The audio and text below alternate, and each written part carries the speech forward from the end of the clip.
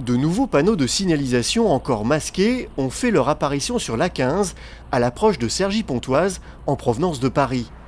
Le 8 avril, ils indiqueront aux automobilistes qu'il faudra désormais ralentir à la hauteur de la sortie numéro 7 puisque la vitesse maximale autorisée passera de 110 km/h à 90. Idem dans le sens province-Paris. Le premier objectif de la préfecture du Val d'Oise, en concertation avec l'agglomération de Cergy-Pontoise, était d'harmoniser les vitesses en amont de Cergy.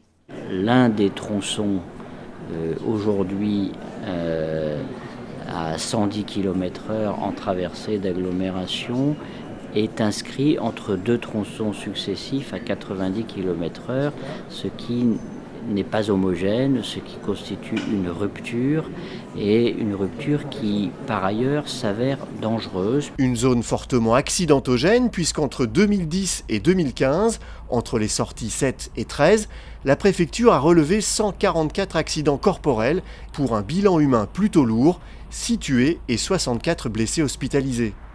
Autre objectif de cette réduction de vitesse à l'approche de Cergy-Pontoise, la réduction du bruit et de la pollution.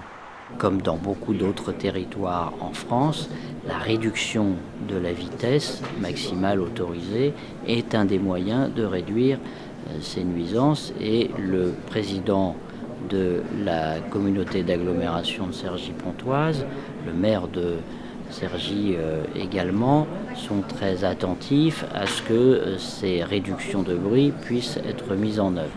Quant à une possible réduction de la vitesse sur l'ensemble de la traversée de Cergy-Pontoise, il faudra attendre les premiers bilans de l'expérimentation de l'abaissement de la vitesse sur l'A115 qui devrait intervenir cet été.